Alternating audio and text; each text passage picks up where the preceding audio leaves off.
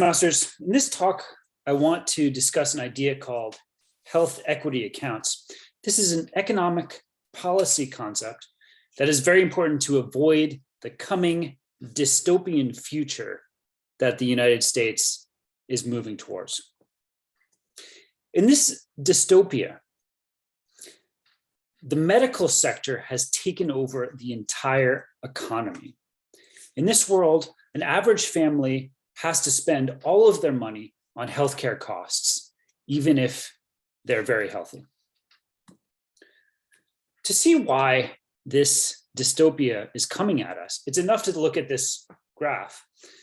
This graph shows the increases in inflation of different goods and services in the economy. And you can see that the component that is growing the fastest is hospital services, that is to say, healthcare. Now, what's crazy is that healthcare is already 20% of the economy. If you extrapolate this trend forward by a couple of decades, healthcare is going to become 50% or even 80% of the economy. I want to visualize for a moment what this world looks like. In this world, all of our money is dedicated to health care costs. You cannot go on vacations. You cannot go out to a nice meal at a restaurant. You can't put a pool in your backyard because you have to spend all of your money paying for health insurance. Just so that in the unlikely event that you get cancer or get hit by a car, in that unlikely event, you will be treated by the system. Now, obviously, the healthcare system is tremendously complex, but I want to drill into one specific problem that I think is very relevant, and that has to do with incentives. And here's a nice quote by Charlie Munger about how incentives really control the outcome of a lot of scenarios. I want to illustrate this problem with a scenario.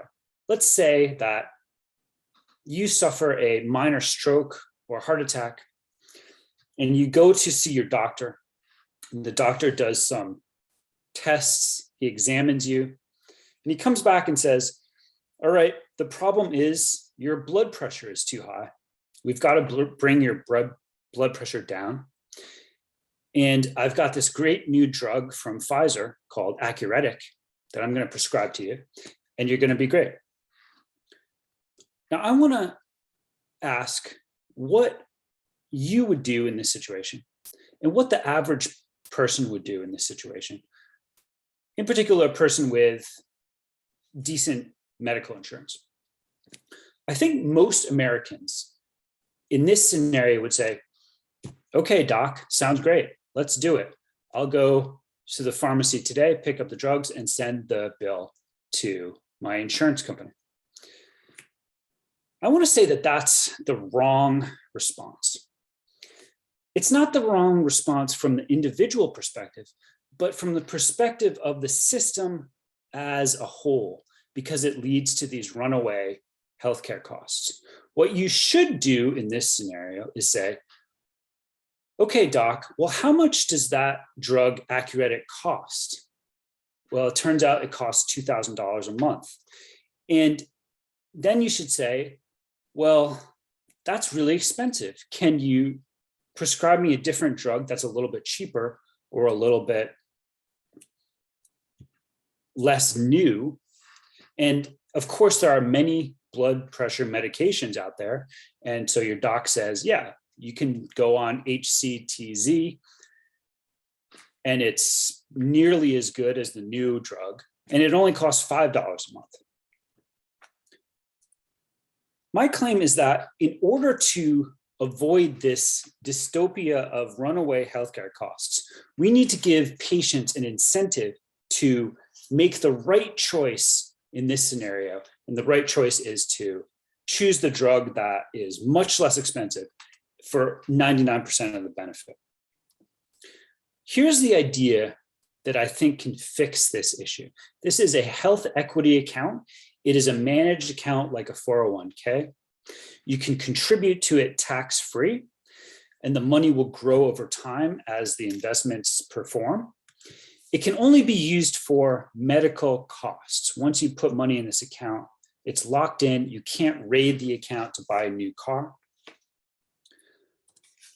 The function of this account is that it is a buffer between your medical costs and the insurance company. Let me give you an example. Let's say you have $100,000 in your account and you get in a car accident and you incur $50,000 of hospital fees. The insurance company doesn't pay anything. All of that money comes from your equity account. The insurance company doesn't pay a dime. Now, if you rack up $150,000 of fees, then your account is depleted and the insurance company picks up the remainder. You might be saying, why would anyone want to do this? This is just, we're being asked to contribute and save in this account, and all it's doing is saving money for the insurance company. The point is that by giving the insurance company this protection against routine costs, you're going to get decreased insurance premiums in return. Because you're protecting the insurance company from these costs, the cost of you to them is decreased, and they can pay back some of that savings in the form of reduced premiums. And the point is now that you have an incentive not just to save for healthcare costs, but also to maintain that account at a healthy level, and therefore to limit your healthcare consumption. I say that is the requirement of a good system. A good system for healthcare has to have 2 points. It has to protect patients from catastrophic healthcare calamities. If you get cancer, if you get in a car accident, you have enough problems as it is. You can't be worried about your medical bills. But at the same time, the practical requirement is that we give people an incentive to limit their healthcare consumption. This is the only way that we can avoid the healthcare dystopia where the medical sector takes over the entire economy. Thank you very much.